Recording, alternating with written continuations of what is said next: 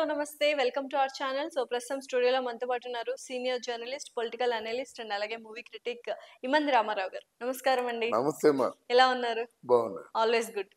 కానీ ఆంధ్రప్రదేశ్ రాజకీయాలు మాత్రం అస్సలు బాలేవు. అవును. పరిపాలన కూడా అస్సలు బాలేదు. సో ఫస్ట్ నేను ఎవరి గురించి మాట్లాడదాం అనుకుంటున్నాను అంటే పవన్ కళ్యాణ్ గారు అండ్ ప్రకాష్ రాజ్ గారు మాటల యుద్ధం ఏంటి, అసలు ఎవరు ఫస్ట్ రియాక్ట్ అయ్యారు, ఎవరు ఫస్ట్ ఎన్కౌంటర్ ఇచ్చారు, అసలు ప్రకాష్ రాజ్ గారు మాట్లాడిన విషయం ఏంటి, దానికి ఈయన ఏమని సమాధానం ఇచ్చాడు, దానికి మళ్ళీ ఆయన కౌంటర్ సమాధానం ఇచ్చాడు. అసలు ఏంటి వీళ్ళిద్దరి మధ్య వాగ్వాదాలు ఏమిటి, మాటల దాడి ఏమిటి?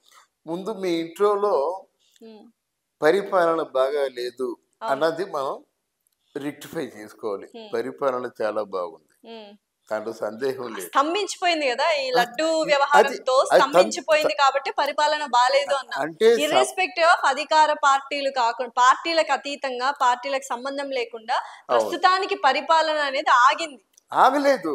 అదే ఇక్కడ మీకు ఉండేటంటే ఎవరు చూసినా లడ్డు గురించే మాట్లాడుతున్నారు. లేదు లేదు, చంద్రబాబు లడ్డు గురించి మాట్లాడుతున్నాడా? ఆయన పని ఆయన చేసుకోవటం లేదు. లోకేష్ లడ్డు గురించి మాట్లాడుతున్నాడా? ఆయన పని ఆయన చేసుకోవటం లేదు. పరిపాలన అంటే బాగలేదనడానికి అర్థం లేదు, బాగుంది. ఇక్కడ ఈ వాదం అంటే మతపరమైన వాదం వచ్చింది గనక ఆ మతపరమైన వాదాన్ని పవన్ కళ్యాణ్ తలకెత్తుకున్నాడు గనక నేను చాలా బ్యాలెన్స్గా మాట్లాడతాను. ఆ వాదాన్ని తలకెత్తుకున్నాడు. తలకెత్తుకుంది రైటా రాంగ్ అంటే మనకి పరిస్థితులు, పరిణామ క్రమాలు చెబుతాయి. దాని తర్వాత ఏంటంటే ఒక్కసారి రంగంలో దిగిన తర్వాత దాని తాలూకు అంతు చూసుకోవాలి. లడ్డూలో ఏదో కల్తీ జరిగింది, అది ప్రసాదంలో కల్తీ జరగడం వల్ల అపవిత్రం అయింది అనేటువంటి వాదం వినిపిస్తుంది. దాని మీద ఇంత సీరియస్నెస్ ఎవరికి అవసరం లేదు. నెంబర్ 1, ఎవరికి అవసరం లేదు. ఇప్పుడు జరిగిపోయింది, జరగబోయే దాని గురించి మీరు ఆలోచించండి. ఈ తప్పు మళ్ళీ పునరావృతం కాకుండా చూసుకోండి.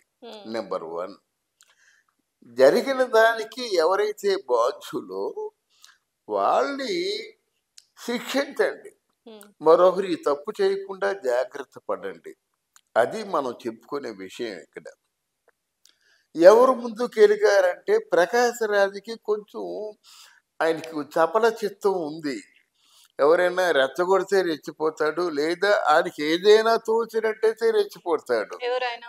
ప్రకాశ్ రాజ్ గత అనుభవాల దృష్ట్యా చెప్తున్న మాటలు ఇవి. పవన్ కళ్యాణ్ గారు లేదా స్వభావం? పవన్ కళ్యాణ్ వేరమ్మా. పవన్ కళ్యాణ్ అన్న మాటలకి ప్రకాశ్ రాజు ఎక్కడో విదేశాల్లో షూటింగ్ చేసుకున్న వ్యక్తికి ఈ గొడవ ఎందుకు, ఈ గొడవ గురించి ఏమి చూశాడు? తను ప్రత్యక్షంగా తిరుమల వెళ్ళి నలుగురిని సంప్రదించి విషయాలు పూర్తిగా తన గుప్పెట్లో ఉన్నప్పుడు మాట్లాడితే బాగుంటుంది. మీరు ఒక ప్రశ్న రైట్ ఆఫ్ ఎక్స్ప్రెషన్ అనేది ఆయనకు తోచింది ఆయన చెప్పాడు. అదే తోచింది చెప్పకూడదు కదా. Everyone has a right to express కాబట్టి ఆయనకు తోచింది చెప్పాడు. Correct, everyone has got a right to express, but a celebrity shouldn't talk freely without any witness, documental witness. అసలు ఏమన్నారు ప్రకాష్ రాజ్ గారు? అంటే ప్రకాష్ రాజ్ గారు ఏంటంటే ఈ మతాలు ఇదంతా ఇంత వాదం అవసరమా, మతం మళ్ళీ సెక్యులర్ స్టేట్ అంటారు, ఇదంతా వాదం అవసరమా అని గెలికాడు ఆయన. అది నిజమే కదా, ఆయన మాట్లాడింది నిజమే కదా. మతాలు రెచ్చగొట్టుకునే వాగ్వాదాలు ఎక్కువగా చేస్తున్నారు, ఎందుకు స్ప్రెడ్ చేస్తున్నారు? రెచ్చగొట్టాలని మొట్టమొదటిసారిగా మాట్లాడుతున్నప్పుడు పవన్ కళ్యాణ్ రెచ్చగొట్టాలని మాట్లాడలేదు.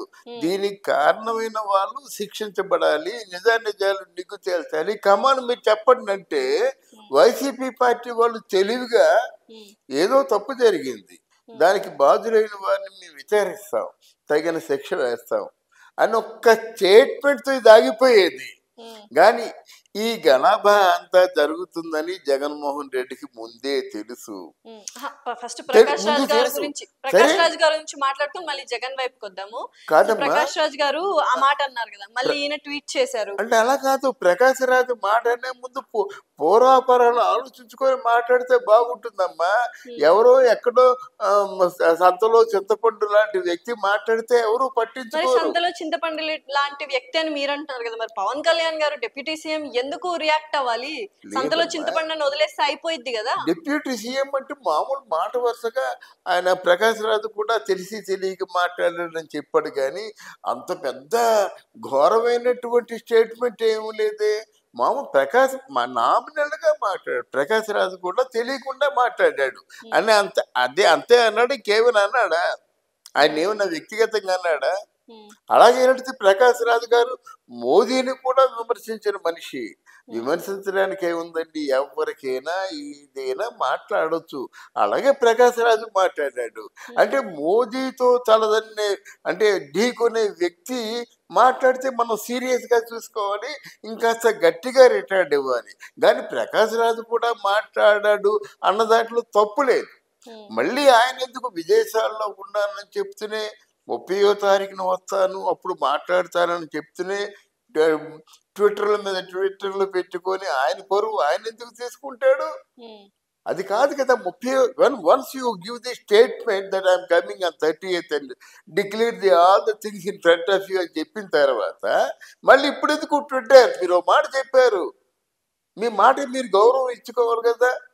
మీ మాట అంటే మీ గౌరవం లేకపోతే how can you demand the respect from the others? అది ప్రకాష్ రాజు తప్పు.